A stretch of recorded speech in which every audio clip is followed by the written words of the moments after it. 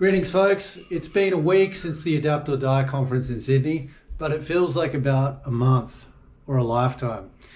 After Sydney, I got the bus down to Merimbula for my friend's funeral. His name was Paulie. We became close in the last year of his life. We drank a lot of beers together, we spoke a lot of shit, and we smoked a lot of cigarettes. We had absolutely nothing in common. He liked Kylie Minogue, and he had a wardrobe about the size of this unit. I don't like Kylie Minogue, and I've been wearing the same jeans for 3 years, but I think it was just a convenient relationship, and he was a very kind-hearted soul. He really cared about his friends. His funeral was, I don't know how to review a funeral. I don't really like going to funerals, and if I could, I wouldn't even attend my own. So, you know what I mean? Like, the wake was at the pub. The pub is basically the place where I drank away all my doll money. I drank away the sale of a piano. I basically lost all hope and became an alcoholic last year. It's basically my least favorite place in the world, but also my favorite place. That's the kind of schizoid thing that's going on in the mind of a person who wants to better themselves but is still stuck in the routines and algorithms that got them to the shitty place that they're currently in. The run from Batemans Bay to Sydney was great. I felt really good on that. Felt like it was a circuit breaker. That was what I was going to call that series of videos, the circuit breaker. But of course, I went back to Merimbula, went to the pub. I got out of there because the wake was pretty much as you'd expect. A funeral for an alcoholic is like, let's have another beer for Paulie. Let's tap the pokies for Paulie. Thanks, Paulie. Every time someone won, it was like, thanks, Paulie. And that's all well and good. I'm not criticizing anybody, but I got the shakes. I wanted a beer so badly, I started shaking. I felt dizzy. I went back to my mum's place. I was designated driver. I basically waited for phone calls to drive drunk people around. Had to deal with my own resentments and feeling of self-righteous indignity, which is my own problem, nobody else's. But I had to get the hell out of Merimbula. I smoked 3 cigarettes, which felt like a massive failure. Came back up to Canberra. I've been running every day, and it seriously felt like I had to run 20 Ks just to get those fucking cigarette chemicals out of my lungs. But the thing is, now I'm just here at my dad's place because he asked me to be here for a plumber who's supposed to come today, but we know what plumbers are like. I don't know if he'll ever come, but he might knock on the door now. That siren is not the plumber, I hope.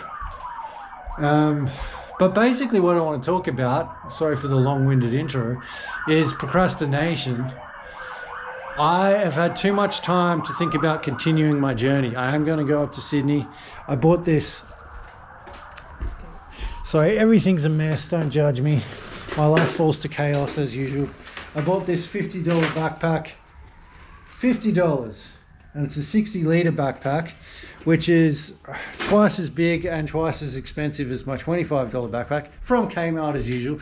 But the good thing about that is I can store food and water and not have to stick to highways, not have to rely on service stations, and hopefully I can get my food budget down to about $10 or $20 a day maximum. But I don't want to do it now.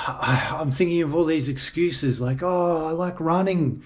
I'm not going to be running, I'm going to be walking. I'm like, oh, maybe I should stay. Maybe I should go back to Merimbula and go busking and save up my bullshit. If I go back to Merimbula right now, I'm going to be smoking again in no time.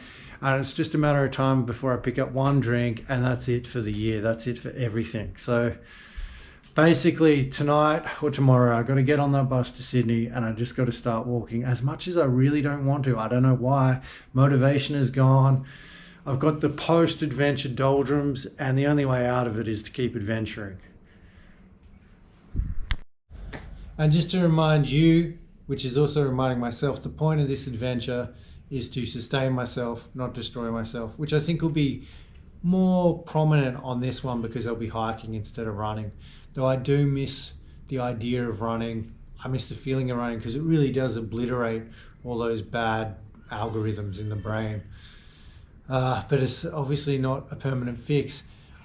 I was reading about people who've hiked around the world and how basically after 3 years of hiking, your thoughts are completely sorted. Like, it's better than any kind of therapy you could get. And I think I'm thinking about like 9 days were good while I was doing it. As soon as I came back to my normal life, it was like I was white knuckling, you know, just like through just resentments and anger and feeling like I'm just that close to falling off a cliff, feeling like there's just walls all around me. And I think maybe it's like running away from one's problems or walking away, but I would rather hike and walk and sort out these thoughts and get this mind in order than, you know, basically pay some bloody therapist to do it and take a bunch of drugs. So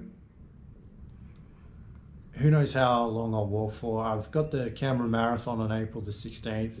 I hope to get to Brisbane by early April.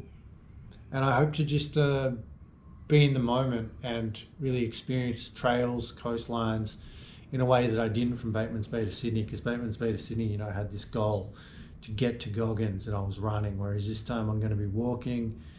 And yeah,